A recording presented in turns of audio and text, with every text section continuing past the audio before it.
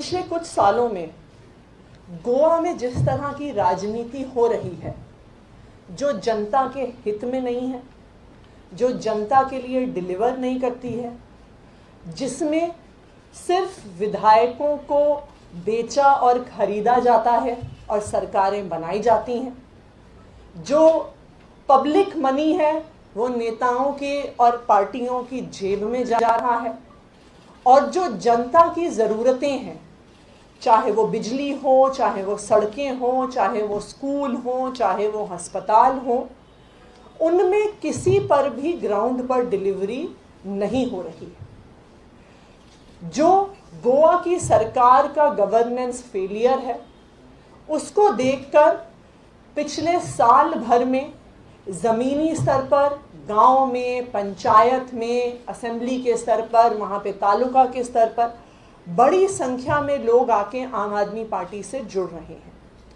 अभी रिसेंटली ही हमने अपना पूरा ऑर्गेनाइजेशन का स्ट्रक्चर गोवा में बनाया है, जहाँ पे हर असेंबली पे असेंबली इंचार्जेस डिक्लेयर हुए हैं, हर पंचायत में इंचार्जेस, को इंचार्जेस, असेंबली कमिटीज़ डिक्लेयर हुई हैं। पर ना सिर्फ ज़मीनी स्तर पर लोग आके गोवा में आम आदमी पार्टी से जुड़ रहे हैं, पर आज हमें ये बताते हुए बहुत खुशी है कि हमारे बीच महादेव नायक जी हैं, जो 2 बार एमएलए रह चुके हैं शिरोडा विधानसभा में गोवा से। 2007 से लेके 2017 तक महादेव नायक जी 2 बार एमएलए रह चुके हैं, और 2012 से 2017 में मनोहर पारिकर जी की सरकार में महादेव नायक जी सोशल वेलफेयर मिनिस्टर भी रह चुके हैं, कोऑपरेटिव डिपार्टमेंट्स के मिनिस्टर भी रह चुके हैं। एक गोवा के एक नामी पॉलिटिशियन होने के अलावा महादेव नायक जी गोवा में एक बहुत बड़ी संख्या में भंडारी समाज है, उसके सामाजिक संगठनों का भी प्रतिनिधित्व करते रहे हैं, उनकी आवाज़ को गोवा की विधानसभा तक पहुंचाते रहे हैं। इन्हीं के मंत्री होने के कार्यकाल में ओबीसी रिजर्वेशन गोवा में बढ़ाया गया था, और इस रिजर्वेशन का इनकी कम्युनिटी को फ़ायदा मिल सके, पूरे गोवा के लोगों को, भंडारी समाज को उसका फ़ायदा मिल सके, उसका पूरा इम्प्लीमेंटेशन महादेव नायक जी ने किया है। महादेव नायक जी का आम आदमी पार्टी में स्वागत है। आम आदमी पार्टी के काम देखकर, आम आदमी पार्टी ने जो दिल्ली में काम किया उसको देख के महादेव नायक जी ने फैसला किया कि वो आम आदमी पार्टी से जुड़ेंगे। तो आपका आम आदमी पार्टी में स्वागत है। मैं सत्येंद्र जैन जी को रिक्वेस्ट करूंगी कि उनको पटका और टोपी पहना के आधिकारिक तौर से पार्टी में शामिल करें।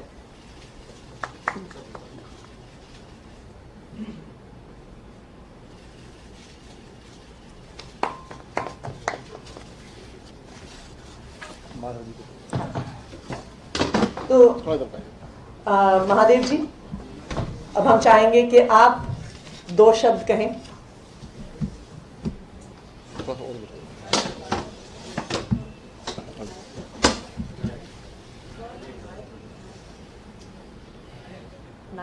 नाइक नाइक हाँ, नाइक नायक नहीं। आज के इस पत्रकार परिषद में शामिल यहाँ के बिजली एवं उद्योग मंत्री जी आदरणीय सत्येंद्र जैन जी, यहाँ के विधायक माननीय आतिश जी, बराबर ठीक है, हमारे गोवा के संयोजक राहुल मामरे जी, इनका भी मैं गोवा की तरफ से दिल्ली में स्वागत कर रहा हूँ इस पत्रकार परिषद में। जैसे कि सर्वप्रथम मैं हमारे दिल्ली के राष्ट्रीय संयोजक तथा दिल्ली के आदरणीय मुख्यमंत्री जी सम्माननीय अरविंद केजरीवाल जी, इनका मैं बहुत बहुत शुक्रगुजार कर रहा हूँ, उनको धन्यवाद दे रहा हूँ कि आज इन लोगों ने हमको आप पार्टी में काम करने का मौका दिया है।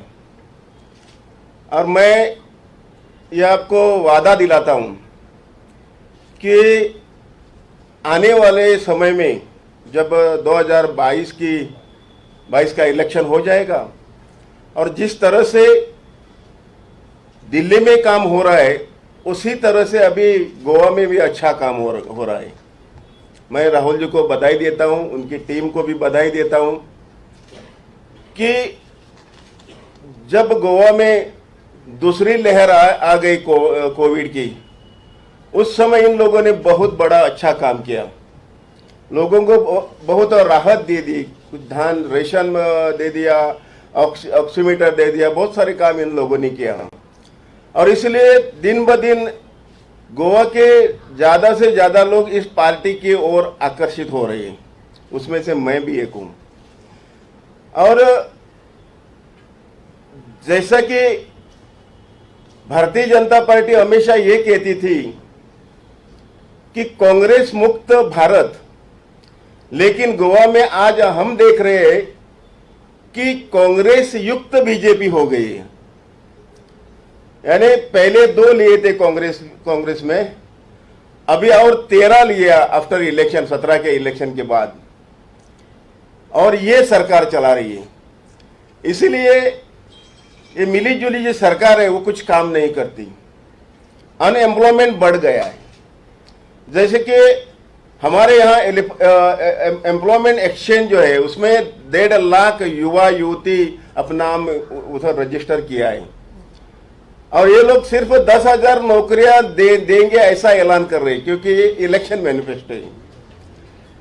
तो हमको आने वाले समय में केजरीवाल जी के नेतृत्व में, जैन साहब के नेतृत्व में देखना है कि जो यूथ है उनका भविष्य हम कैसा सफल करेंगे, और इसी आशा के साथ मैं यहाँ आया हूँ।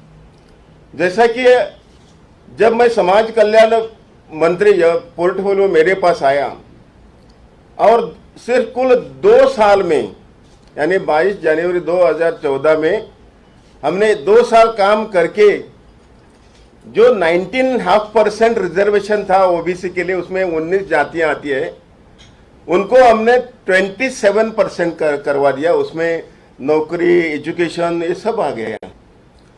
और जो मेरा एक्सपीरियंस है इतने साल का, मैं कम से कम 35 साल से राजनीति में हूँ। यहाँ नेफेड जो है, national agriculture federation of India, यहाँ मैं डायरेक्टर था। गोवा में स्टेट फेडरेशन का चेयरमैन भी था। वहाँ छोटे मोटे सहकारी सोसाइटी, वहाँ भी मैं चेयरमैन था। तो हमारा काम जो है, हमने कई शिरोडा कॉन्स्टिट्यूंसी में, मेरे कॉन्स्टिट्यूंसी में एक छोटा सा प्राइमरी हॉस्पिटल था, उसको हमने डिस्ट्रिक्ट जैसा स्वरूप दे दिया है, यानी 13.5 करोड़ का। पानी की समस्या थी, वो 52 करोड़ का ट्रीटमेंट प्लांट कंस्ट्रक्ट करके लोगों को अभी हम 10 MLD पानी दे रहे हैं। वैसे स्कूल, बिजली, हॉट मिक्स रोड, बहुत सारा काम हमने किया है। लेकिन आज मैं इस अपेक्षा से आया हूं कि इनका हमको सहयोग चाहिए, और आने वाले समय में गोवा में आप देखोगे, आज मैं जो बात कर रहा हूं कि आने वाले समय में आपकी सरकार गोवा में होगी, इसमें कोई दोहरात नहीं है, शंका नहीं है। इसी के साथ मेरा एक छोटा सा मैं खत्म करता हूँ। वेलकम। माधव नायक जी, जो कि गोवा की पॉलिटिक्स में जाना माना नाम है, 2 बार MLA रह चुके हैं, 5 साल के लिए मंत्री भी रह चुके हैं। आज गोवा की जो करंट सिचुएशन पॉलिटिक्स की है उससे परेशान भी होकर, और दिल्ली के कामों को देखकर, दिल्ली में जो काम हुए हैं मुख्यमंत्री अरविंद केजरीवाल जी के नेतृत्व में, आज इन्होंने आम आदमी पार्टी को ज्वाइन किया है। हम इनका बहुत बहुत स्वागत करते हैं। अभी पीछे मैं गोवा भी गया था, तो वहाँ के बिजली मंत्री ने साफ साफ कह दिया कि पता है दिल्ली सरकार बिजली फ्री कैसे देती है हमें नहीं पता, और हम बिल्कुल नहीं देंगे। माधव जी से बात हो रही थी कि ये तो बिल्कुल साफ ही मना कर रहे हैं, मतलब कम से कम नहीं करेंगे ऐसा तो नहीं कहना चाहिए था, बिल्कुल साफ ही मना कर दिया, हम बिल्कुल नहीं कुछ भी करेंगे। एक और चीज़ बताता छोटी सी, उन्होंने कहा कि गोवा के अंदर बिजली झारखंड से आती है, कहते इसको कई साल लगेंगे बिजली को ठीक करने में, लाने में। हमने बिजली तो पलक झपकने से पहले आ जाती है, पूरे देश में ही नेशनल ग्रिड के थ्रू आती है, दिल्ली में भी आती है झारखंड से, दिल्ली में भी हिमाचल से आती है। तो उनके इस तरह के झूठों को देखकर कि वो झूठ बोल रहे हैं, जनता को बरगला रहे हैं। और सबसे बड़ी बात है कि गोवा के अंदर देखिएगा इतने अच्छे नेचुरल रिसोर्सेज हैं, दुनिया के सबसे सुंदर शहरों जगहों में से एक गोवा है, नेचुरल रिसोर्सेज बहुत अच्छे हैं, लोग बड़े अच्छे हैं, पर वहाँ के जो थर्ड क्लास पॉलिटिशियंस हैं उन्होंने उसका गोवा का सत्यानाश कर दिया। उन लोगों की नीतियों से दुखी होकर माधव नायक जी आज ज्वाइन कर रहे हैं। और मुझे लगता है कि हम सब मिलके, गोवा की सारी जनता मिलकर, सभी लोग मिलके इस बारी गोवा के अंदर बहुत बड़ा चेंज करेंगे। और गोवा के अंदर देखिएगा इस बारी आम आदमी पार्टी की सरकार बनेगी। और वहाँ पर भी जैसे दिल्ली के अंदर अच्छे काम हुए हैं, बिजली में, पानी में, शिक्षा में, स्वास्थ्य में, पब्लिक की सेवा में, वो सारे काम वहाँ पे भी किए जाएंगे। धन्यवाद। एक मिनट अभी खत्म नहीं हुआ है। अभी हमारे गोवा के कन्वीनर राहुल मामरे जी भी अपनी बात रखें।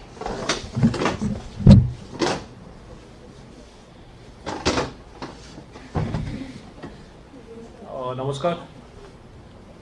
आज महादेव नाइक जी ज्वाइन हुए हैं पार्टी में। ऐसा आगे चल के काफ़ी लोगों का गोवा में रिस्पांस आ रहा है कि जैसे महादेव जी ने बताया, कांग्रेस युक्त बीजेपी सरकार चल रही है गोवा में और काफ़ी लोग नाराज है। जब सरकार से उम्मीद है कि लोगों के लिए कुछ करेंगे, मतलब गोवा में भाजपा सरकार है, कांग्रेस के साथ है, कुछ नहीं करे कोविड के टाइम में या रेशन, हम लोगों ने लोगों को रेशन पहुंचाया, ऑक्सीजन कॉन्सेंट्रेटर पहुंचाया, काफ़ी मदद की। और देश में पहली बार ऐसा हुआ कि 2 पावर मिनिस्टर के डिबेट हुए थे। हमारी जो आंदोलन है, हम बिजली आंदोलन कर रहे हैं कि लोगों को बता रहे हैं कि 300 यूनिट फ्री देंगे। और पिछले हफ्ते ही सत्येंद्र जैन साहब गोवा में आए थे, नीलेश काब्रा गोवा के जो इलेक्शन मिनिस्टर है उनके साथ डिबेट हुई थी। तो काफ़ी लोगों ने देख लिया, पता चला कि दिल्ली के लोगों को बिजली जो मुफ्त मिल रही है, जो टैक्स का राइट यूटिलाइजेशन हो रहा है, टैक्स जो कलेक्ट कर रहे हैं, गोवा में बिजली भी कुछ नहीं, काफ़ी महंगी है बिजली। सो गोवा में वो बदल दिख रहा है हमको। We are sure that in the upcoming elections in 2022 people of Goa will give a resounding choice to us and they'll have the AAP model of governance in Goa as well. Thank you. हाँ जी, Any question? पहले इसी के ऊपर पूछ लीजिएगा, बाद में बाकी। देखिएगा, एक चीज़ बता दूं मैं आपको छोटा सा। गोवा की जो बीजेपी पार्टी है वो बड़ी कॉन्फिडेंट है 2 चीज़ों के लिए। पहली, इलेक्शन से पहले वोट खरीद लेंगे, और हार गए तो इलेक्शन के बाद एमएलए खरीद लेंगे। तो उनका बस 2 पॉइंट प्रोग्राम है, इसलिए जनता के काम ही नहीं करना उनको। उन्होंने मुझसे बहस में एक बात कही थी कि ये तो वोट बैंक की राजनीति कर रहे हैं, आम आदमी पार्टी वाले वोट बैंक की राजनीति कर रहे हैं। मैंने कहा हाँ जी बिल्कुल कर रहे हैं, हमें जनता के वोट चाहिए, आपको तो एमएलए खरीद ही लेते हैं बाद में। तो उनको जरूरत ही नहीं किसी भी चीज़ की। वो इस ओवर कॉन्फिडेंस के अंदर है कि वो एमएलए खरीद लेंगे। मैं बता देना चाहता हूँ, दिल्ली के अंदर 2014 फरवरी से लेकर 2015 के बीच में 1 साल का समय था। बीजेपी को 4 एमएलए चाहिए थे, दिल्ली में हमारे 28 एमएलए थे, 1 एमएलए नहीं खरीद पाए थे। इस बारी आम आदमी पार्टी के एमएलए जीतेंगे, और उनको बता दें किसी को नहीं खरीद पाएंगे, चिंता मत करिएगा। हम बनाएंगे। नहीं, हम बनाएंगे। उन्होंने पहले कांग्रेस के खरीद के ना इसलिए बना लिया था, हमारी सरकार बनेगी, हम तोड़ नहीं पाएंगे वो। हाँ बताइए। कोरोना की तीसरी लहर को लेकर के दिल्ली सरकार की क्या तैयारी, क्योंकि एलजी अलग-अलग अधिकारियों के साथ बैठक कर रहा है और भाजपा भी 12,500 व्यक्ति लेकर की तैयारी कर रही है। देखिएगा, भाजपा जुमला पार्टी है, भारतीय जुमला पार्टी के नाम से वो फेमस भी है, वो कुछ भी जुमले कर सकते हैं। आज आपने कहा 12,500 वेंटिलेटर की तैयारी कर रहे हैं, कल वो कुछ और कह देंगे, वेंटिलेटर नहीं थी हम कुछ और कर रहे हैं। वो बिल्कुल ही हवाबाजी की बातें हैं। और जहाँ तक तैयारी की बात है, दिल्ली सरकार नेक्स्ट वेव की पूरी तरह से तैयारी कर रही है। और मैंने जैसे कि कल भी बताया था, हम 37,000 बेड्स की तैयारी कर रहे हैं इस बारी, कि 37,000 बेड्स को हम तैयार रखेंगे। दूसरा, हमने ग्रेडेड रेस्पॉन्स सिस्टम बनाया है जो कि पब्लिक डोमेन में हमने रख दिया है कि 0.5% जब पॉजिटिविटी पहुंचेगी तब से ही हम रेस्ट्रिक्शंस लगाने स्टार्ट कर देंगे। अभी इस टाइम 0.1% के करीब है, तो वो हमने सबको शेयर कर चुके हैं। तो इस बारी रेस्ट्रिक्शंस जो है जल्दी लगाने के चांस है। सर, ये जो रिस्पॉन्स एक्शन प्लान बनाया था ये लागू हो गया है? क्योंकि अगर वो लागू हो गया तो फिर तो सब कुछ खुल ही जाना चाहिए। 0.5 तो है ही नहीं इस दिल्ली में। नहीं, ऐसा नहीं है। 0.1 तो है ना, अभी खत्म नहीं हुआ है।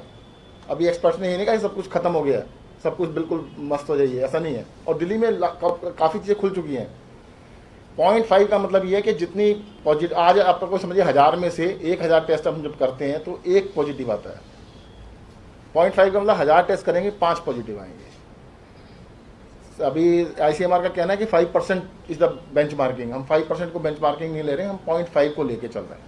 नहीं सर, मैं कह रहा हूँ कि जो एक्शन प्लान बनाया हुआ है वो 0.5 से शुरू हो रहा है, यानी उस तरीके तो सब कुछ खुला ही होना चाहिए। नहीं, ऐसा नहीं, नहीं ऐसा नहीं है। मतलब 0.5 के ऊपर फर्दर रेस्ट्रिक्शन लगाने चल रहा है। फर्दर रिस्ट्रिक्शंस है। फर्दर रेस्ट्रिक्शन आई जो अभी चल रहा है, ठीक है। Thank you.